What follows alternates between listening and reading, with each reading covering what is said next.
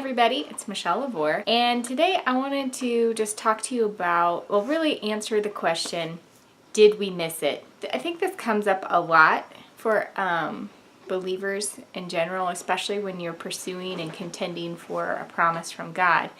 And it just kind of, especially in those times when you're having spiritual attack or disappointment, and it's like, man, did we miss this? And the answer is no. And especially, like, I know with the last video that Devin just put up, do you suffer from yo-yoing? That's a weird word. Try and say that 10 times fast. From yo-yoing. But, so, and a lot of the comments and just kind of some of the wonderings from that is, well, during those times when you don't seem to have faith, are you missing out on the blessing from God? And I know that's kind of been something that I've been going through. It's like, man, I don't even have faith of a mustard seed. Now I'm not going to get this, or my faith is only as big as a mustard seed, or, emotions can get in there and it can get kind of crazy. And, I think though the biggest thing that comes out is fear. We get afraid, you get paralyzed to do things, not to do things, and it's like, God, do you want me to do this? And then you don't hear anything, and then it's like, well, if I go ahead and do whatever it is, then I'm going to be out of alignment, and then I won't get God's blessings, I won't get what He really wants for my life, and so it can just be really overwhelming. And so tonight I was reading Psalm 78, and it basically was just talking. The psalmist was going through, talking about the Israelites when God took them out of Egypt. And what really stood out to me was that here God is performing like the greatest miracles apart from once Jesus was here on earth that had ever happened.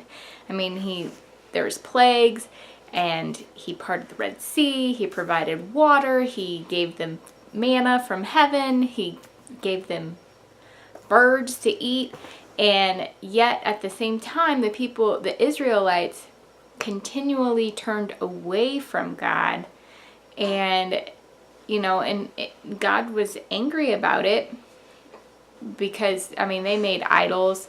They weren't pursuing God at all. And I think that's what really stood out to me, was that they basically did not love God. They were not pursuing Him. They were following Him, but it was kind of like, okay, we'll follow this God as long as He does everything that we want Him to do, but then He'll give us what we want, and okay, we'll go do our own thing, and they were not repentant in their heart at all. But at the same time, God continued the whole time to be with them, He still chased after them, and He wanted to show them, hey, I want to be your God, I want to love you, and they continually rejected Him. So what really got to me was the fact that here are people who literally are rejecting God, and yet He is still providing for them, He is still seeking them, He's still giving them blessings, and how much more so to those who are seeking Him. I think that we don't need to be afraid of missing out on the blessing unless you completely, literally reject God, or, it's like, all right, I'm done, you throw in the towel. But if you are every day continuing in the battle, you're continuing to pursue God and seek His heart, you're not going to miss the blessing. You are not, because God, He loves you. I think that is something that we need to, as people of God, have really misunderstood, is how much God loves us. I know for myself, so much of the time it's like you're almost thinking like God is just waiting for you to mess up so he can take something away from you, so he can punish you. So, you know, it's like, oh man, ooh, You see what she did? You know, I'm not giving her her blessing anymore, you know, type of thing. And it's not God. That's not even his heart at all. I mean, he pursues us and pursues us, and, you know, he makes it known when we are getting off course. If we're doing something that he doesn't want you to do, he will make it known. You know, I think, actually today we listened to a SHAWN BOLZ'S message, and we'll put it in the link below. It's really good and very encouraging. And he actually talked about how God had promised him a house, like that him and his wife, they were gonna live in a house. And you can watch it and get more information about all of that. But the key part was he actually didn't believe for it. I mean, he was just like, okay, here's this promise. And I mean, literally, like, got this promise a lot.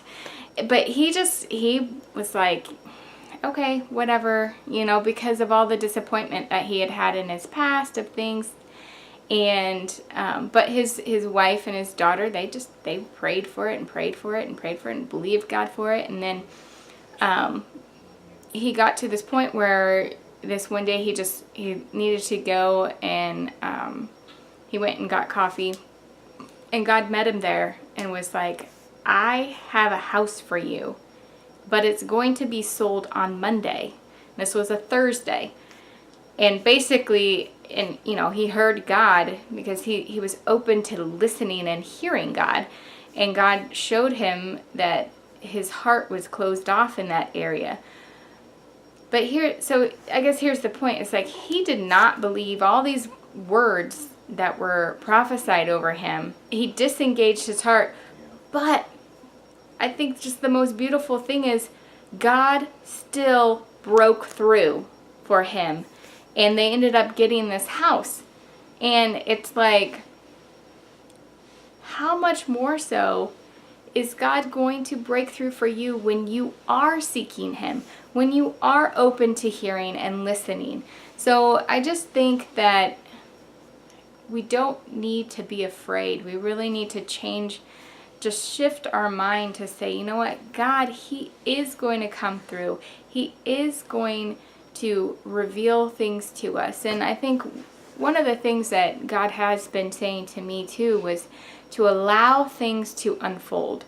And I know for myself, like, the timing of everything can really be the biggest trigger for me when it comes to battling my own thought, battling the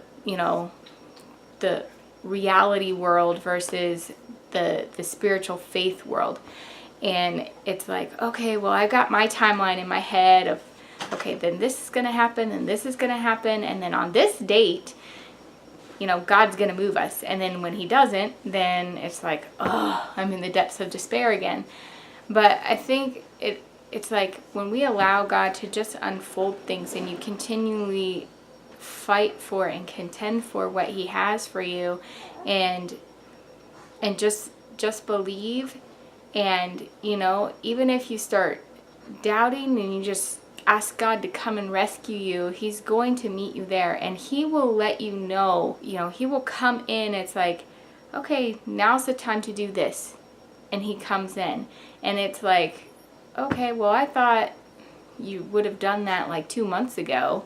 That was my plan. But, God just works on his own timing, and it's just something that we have to really surrender to, is that God is going to do what he's going to do. He is going to move, and we just have to continue to believe, continue to fight. And that was the other thing I was going to say, is it's like, God isn't there saying, oh, you failed, you're done. He's like, okay, you fell down. All right, now let's get up. Let's get up again. Get up again. Get up again. And it doesn't change his love for us. If anything, he's just more deeply moved, because he's like, wow, like, they are just getting up again. Can you believe that? Look, they're getting up again. Like how much, oh yes, I love you. Thank you so much. Like I think that's actually something God's been showing us is just, we were praying through about, you know, the fierceness of God's love. And God took us through some of the Song of Solomon. And it's just like God really, really delights in us and really, really loves us. And we need to remember that. And so instead of seeing God through like the idea of he's just waiting for us to fail, or that, you know, we have to do so much stuff, or, you know, to get the blessing, or that it's like, well, if we don't do something, we're not going to get what we feel like he's promised to us. It has to come, we have to see God through the lens of love, the lens of that he genuinely is for us. He is not against us. He wants to help us. You know, he's cheering us on. You know, it's just like, it's like when you have a small child learning how to walk. You know, they fall down a lot, but you're not like, oh, you fell down, I guess you're never gonna walk. You know, it's like, that would be silly. So it's just, it's like, and you know, they fall down, they get up, and you're like, yay, good job, you got up, yay. You know, you took 5 steps, yay, good job. And it's like, God is there, right there with us, like cheering us on, saying, wow, like, you just got knocked down, but you continued to look at me. Good job. Keep going. It's like, whoa, that was a major blow. I'm here to comfort you. I'm here to pick you up and dust you off and then put you back on your feet again. He's not saying, oh, that was really bad. Like, don't ever do that again. And because you did that, I'm going to take away that promise that I gave you. It's like, no, that is not our God. Our God is so loving and so compassionate. So I just hope that this video encourages you that as you continue to fight the good fight, that God just really, really, really loves you, and he is so excited and so happy to see you continue to press on. Even if you're going up and down, you're still going in the right direction. You're still moving forward because you're still contending for what God has promised you. So until next time, we'll see you later. Bye.